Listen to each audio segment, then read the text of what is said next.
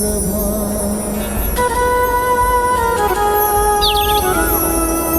विघ्नं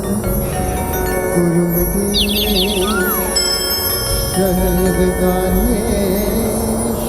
सर्वदा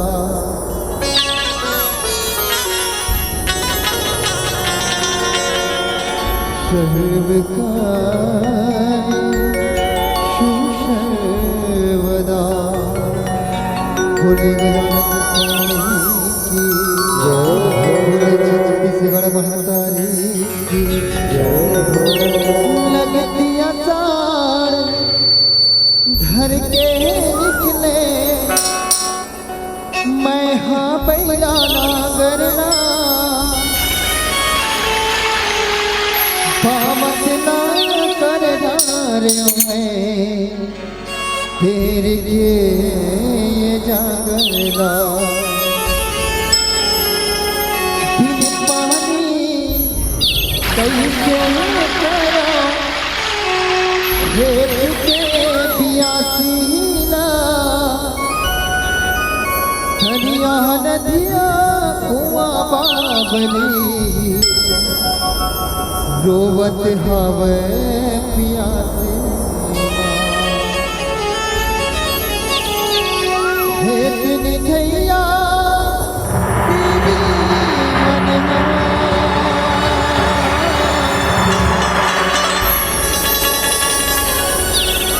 हेत निधैया दीदी मनहा कैसे गाही करे मदद रिहा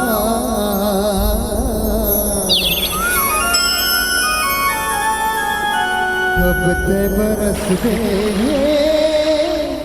बादल करिया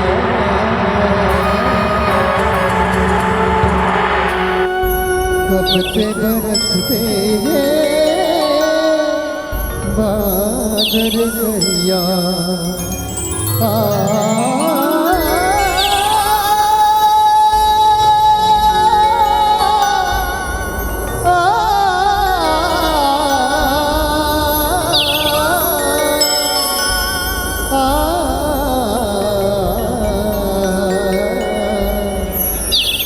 कब तक बरस बादल करिया। बोले छत्तीसगढ़ महातारी की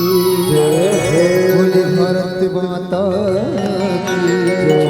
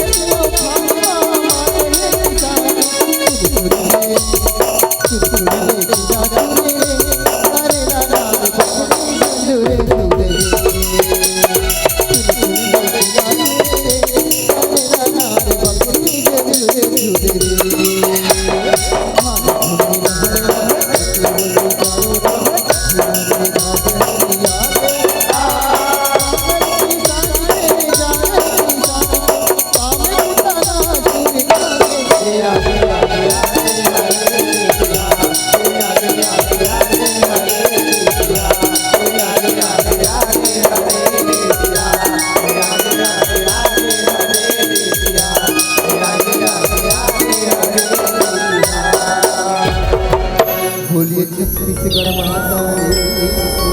जय हो, बोलिए गजानन स्वामी जय हो, हे वो माथे फाते जय हो देवा,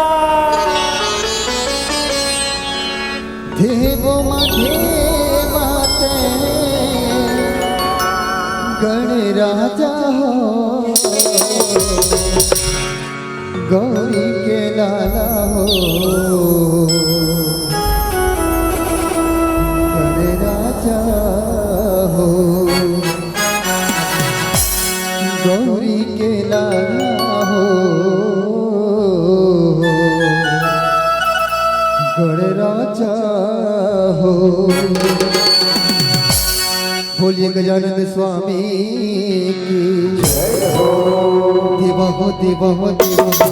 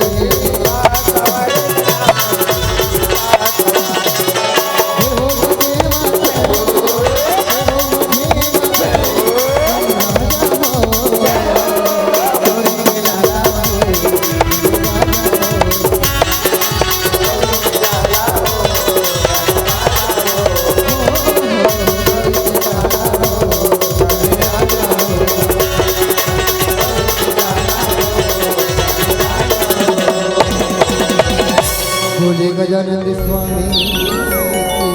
जय हो, बोले हिंगलाज माता रानी जय हो, यहो जग कलसा आवाज आए, कलश पर दिया ना जय हो मैया, कर ऊपर जो चला वहाँ आवाज आए, यहाँ से करे ऊपर जो चला वहाँ। एक विशेष निवेदन है, हमारे माता रानी के आगमन हुआ था तो जब वो श्रोता समाज अपन दोनों हाथ उठा के जोरदार जयकारा लगाना, बोलिए आज माता रानी की यह जगह ऊपर कलश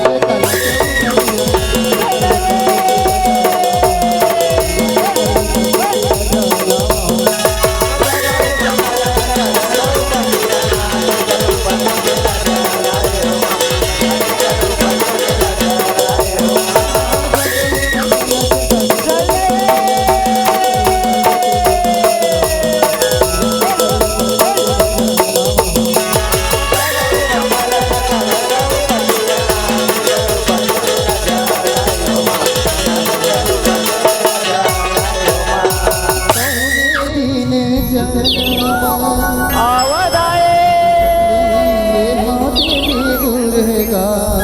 जय हो मैया कौन दिन ये अवतार हो माँ बोले हिमराज मैया की जय हो कौन दिन लिए अवतार हो माँ या कौन दिन जन्म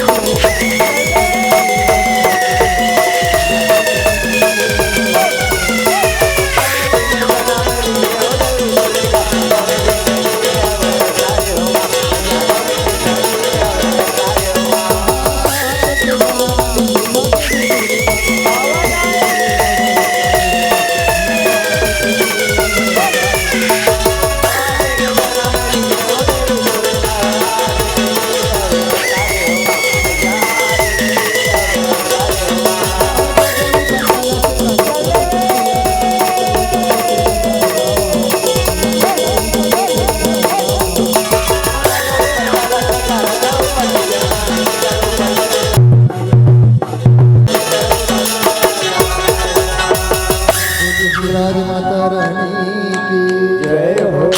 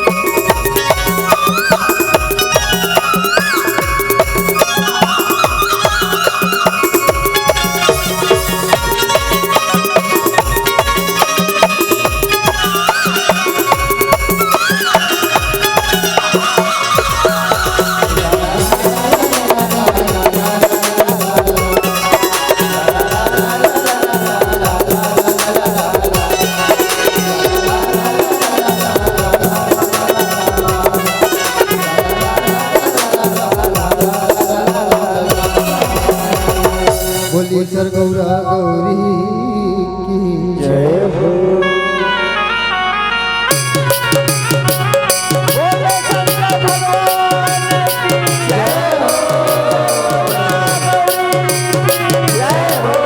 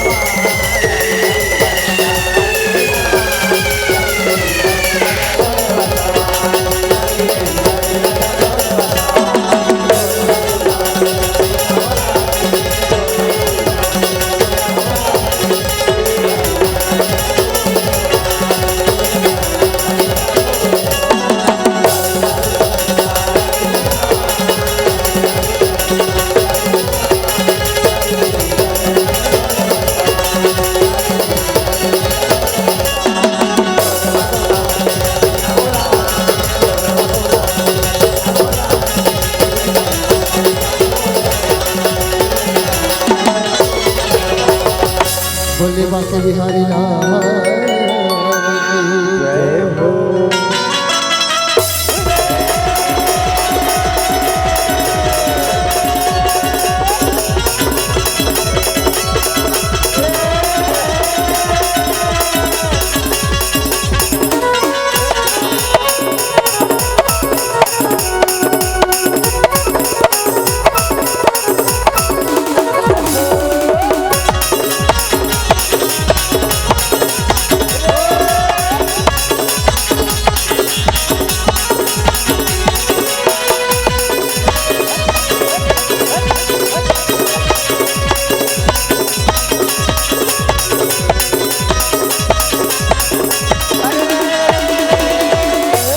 यहो ये किधर रे गए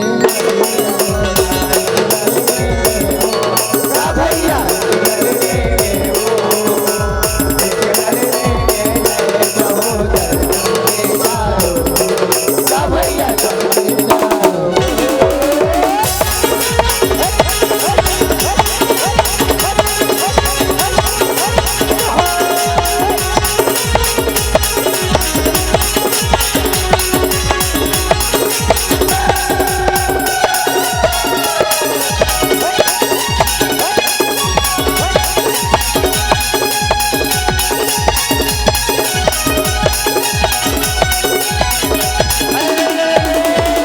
ठाकुर जोहार आई है सखी मोरे सामने सुपारी कोरा कोरा रंग महल माँ बैठा राम राम के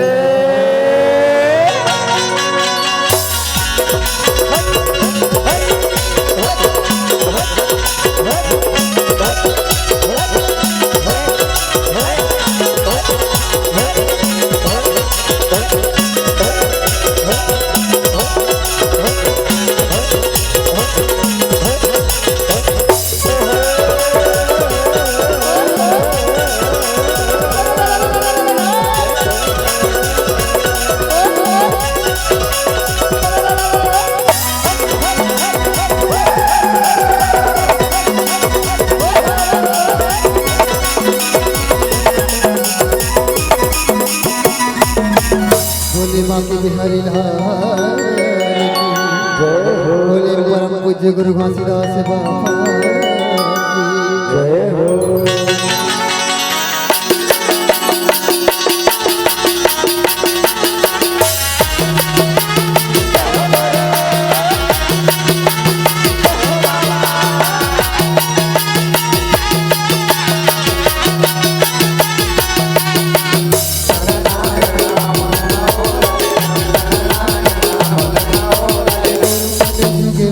गुरु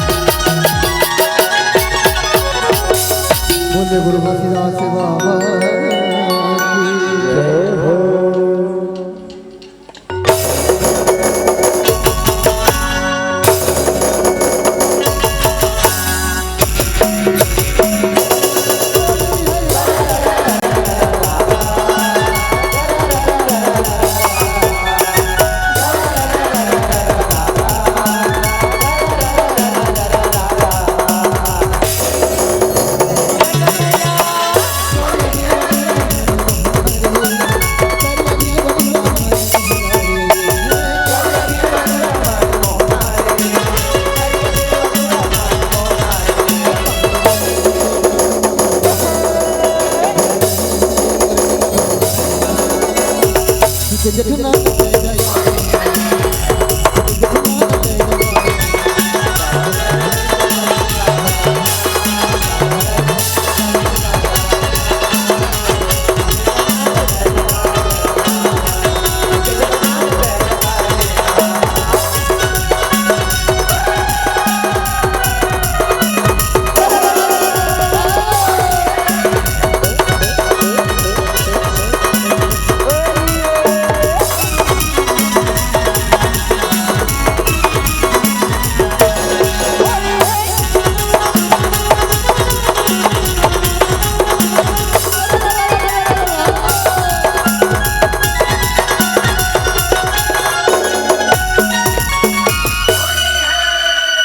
भोले बाबा बिहारी लाल की जय हो। अब सवारी अभी आप देखत रहे सूरत छत्तीसगढ़ लोक धरोहर ये पारंपरिक लोक त्योहार जिला बारामासी के रूप में जाने जाते हैं। हमारे छत्तीसगढ़ अंचल के ये जम्मू त्योहार है जिला हम आप तक के परोसे का प्रयास करते हैं। अब आप ले चलन हमारे झांकी की ओर हमार कथा प्रसंग की हमार कथा प्रसंग है माता पार्वती के नयन में नौ दुर्गा की उत्पत्ति कौन ढंग से हुई तो भगवान श्री गणेश जी की उत्पत्ति कैसन ढंग से हुई फिर हमारे झांकी के माध्यम से दिखाए और सुनाए के प्रयास करते हैं। जिनमें हमारे गाय बजाए झांकी दिखाए कोनो भी प्रकार से गलती हुई अपन नाने नाने लड़का समझ अपन पाँव के धुर्रा समझ के हमारा क्षमा करिए हमारा मार्गदर्शन करिए हमारा रास्ता बताइए। आवाज चल हमारा कथा प्रसंग की धूली पर्वतियाँ जय हो ये पर्वतियाँ दाई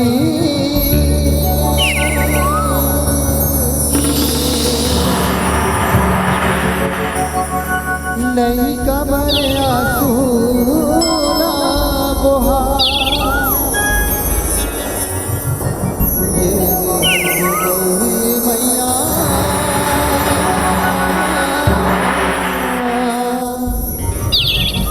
नहीं कबर आसूला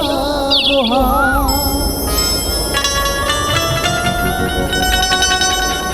नहीं कबर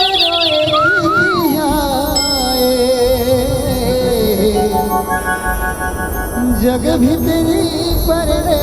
छाए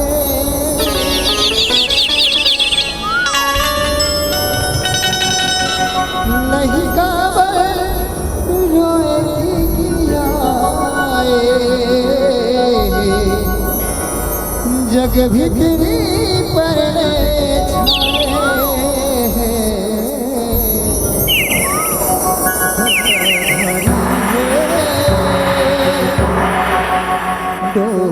मिकारी है गौरी के गोसैया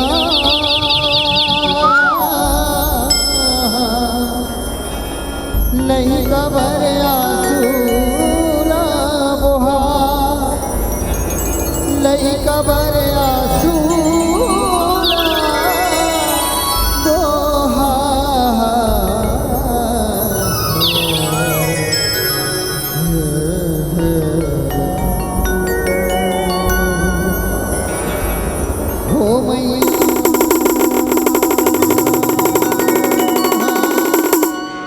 दे पर्वती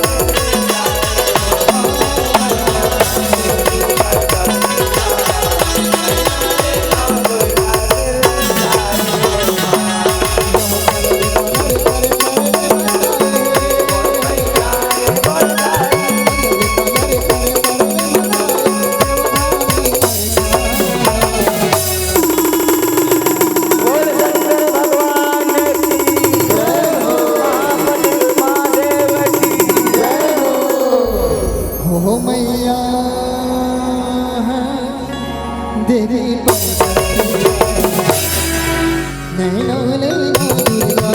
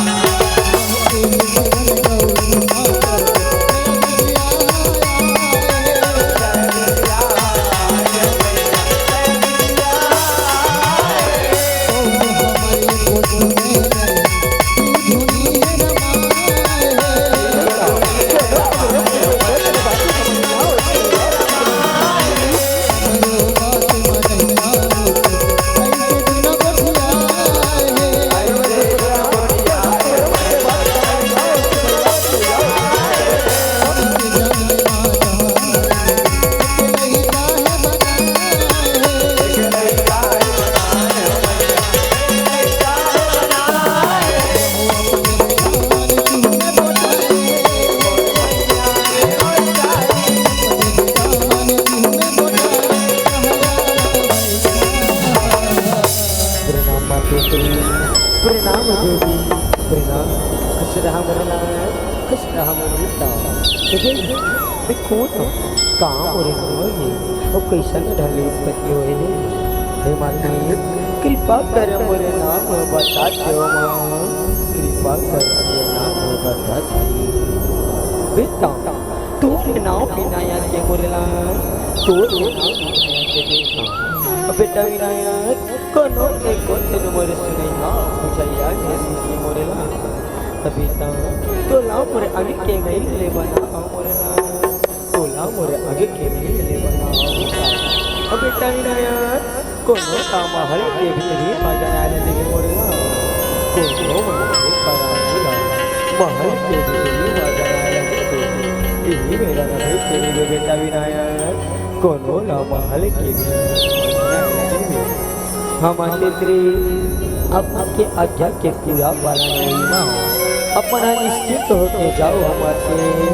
आपके आज्ञा के पूरा पालन होगी हो मैया देवी नैना नैना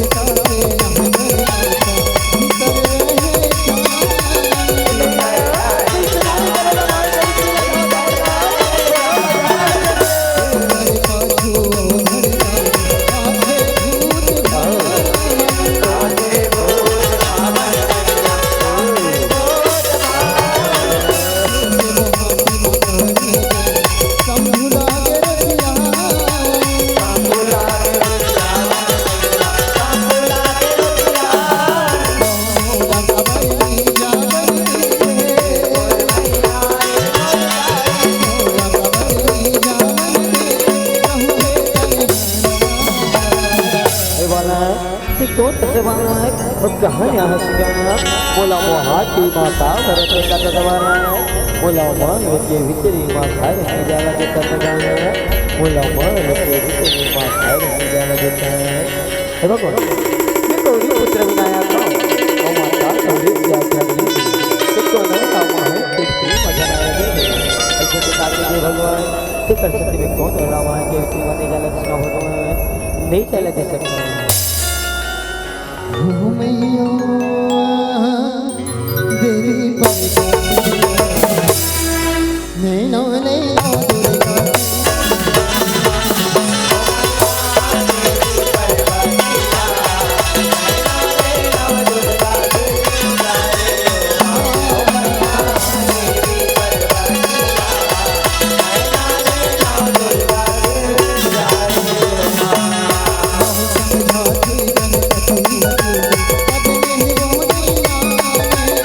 Amen.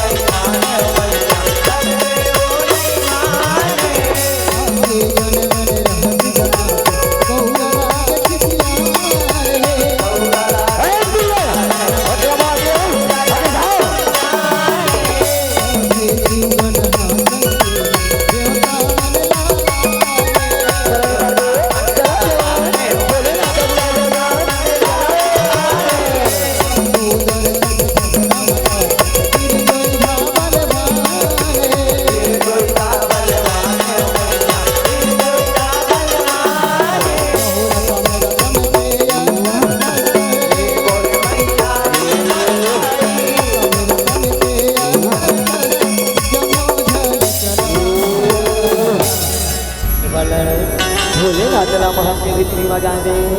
मोहन की माधन छेकेगा भोले नाचला महल के भितरी में जाने नहीं भगवान इसको नो महल के भितरी में निकाले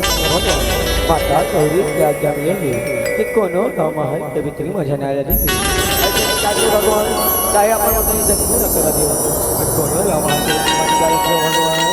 नहीं जाएगा सकता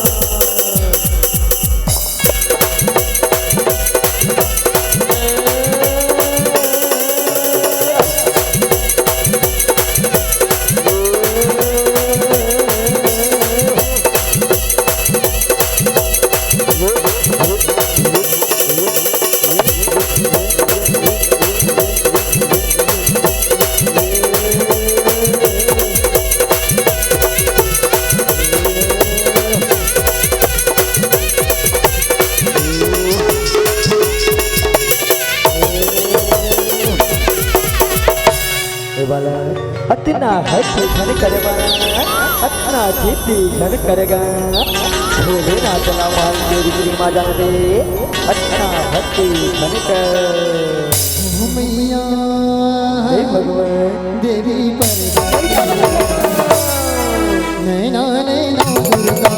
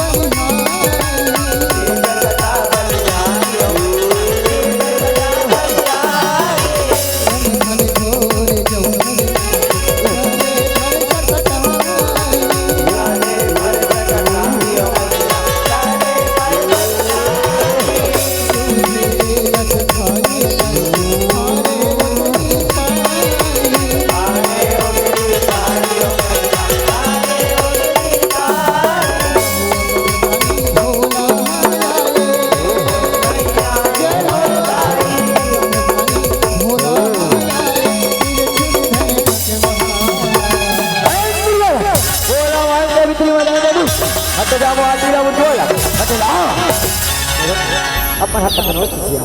पकड़ो चिया बचपन होला महल के भीतर में जाला जिसका भगवान माता गौरी की आज्ञा मिले कि कोनो महल के भीतर में जाने वाला दिन ऐसे के ताके के भगवान चाहे अपन मुर्से तक क्यों न करे मैं आप महल के भीतर में जाला जिसका भगवान नहीं जाला जिसका देवरियो महादेव परवरे रमन के वाला परम भगवान अपन हाथ हुआ महादेव आदिदेव या परमदेव कोनो महल के भितरी में जाने भगवान माता गौरी की आज्ञा मिलेंगे कि कोनो महल के भितरी में जाने दे माता आज्ञा के पालन करूँ मैं भगवान तो आप कोनो महल के भितरी में जाने सिखाऊं हो मैया देवी पर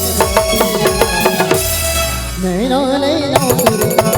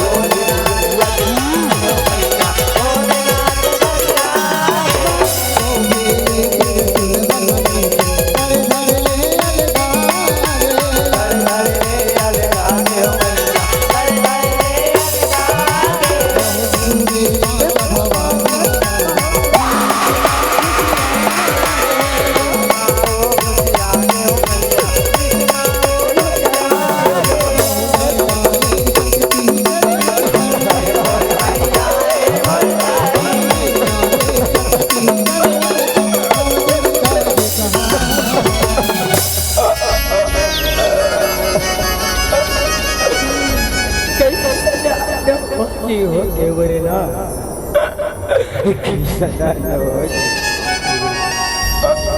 तुरे ऐसे तुरे धंधा सोने करी के मुरला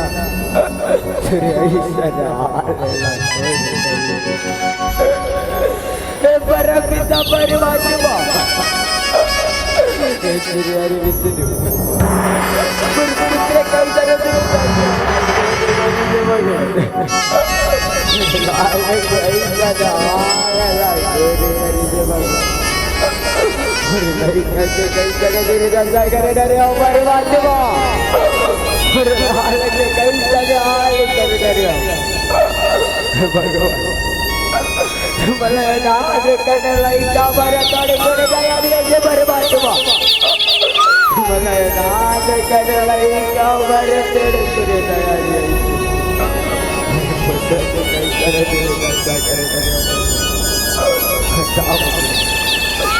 पुत्र के नजरे दशा करे गई दे भगवान नार गई सदार लगे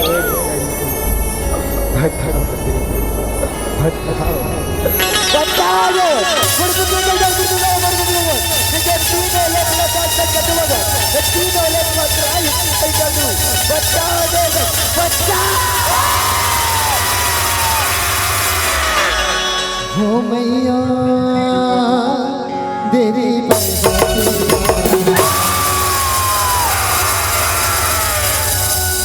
नैनो नैनो दुर्गा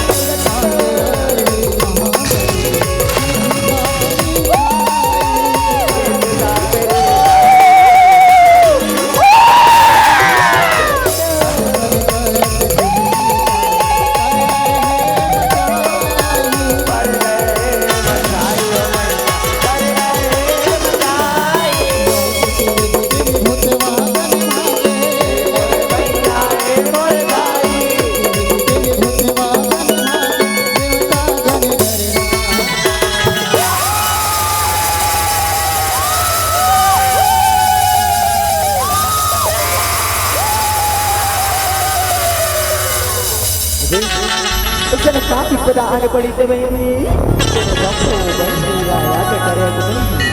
ऐसा नहीं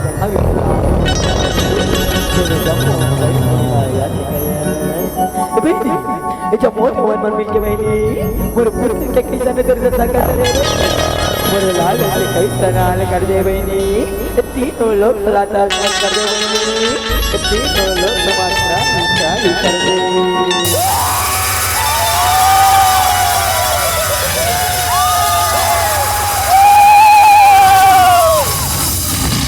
या देवी सर्वभूतेषु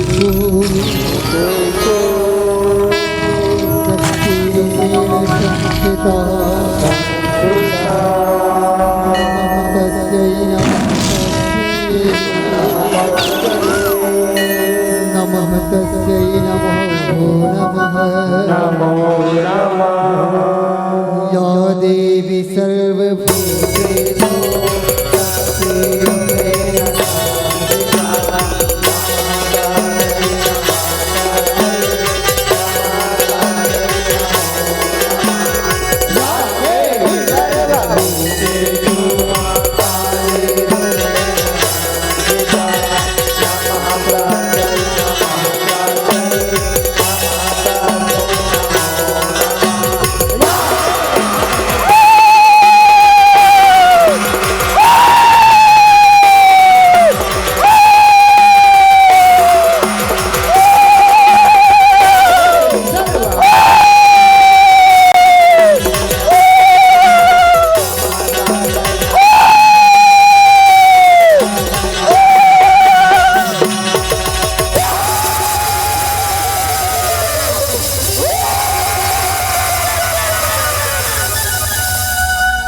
सारी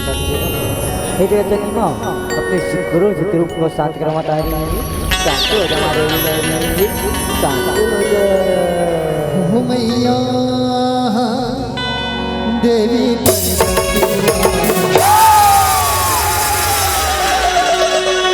नैना नैना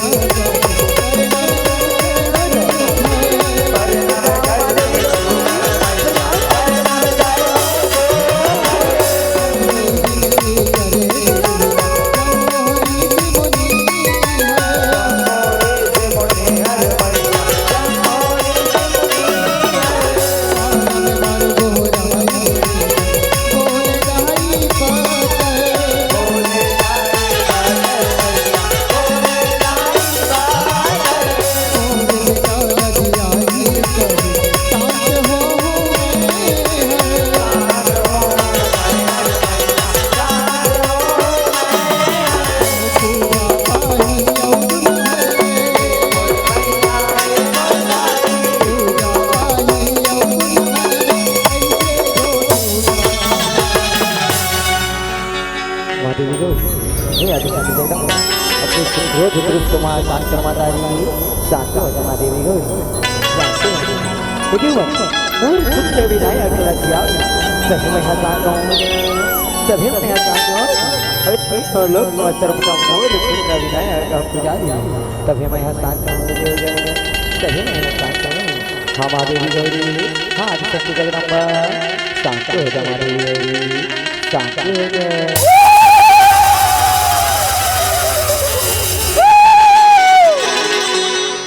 मैया देवी पर्वतिया नैना नैना दुर्गा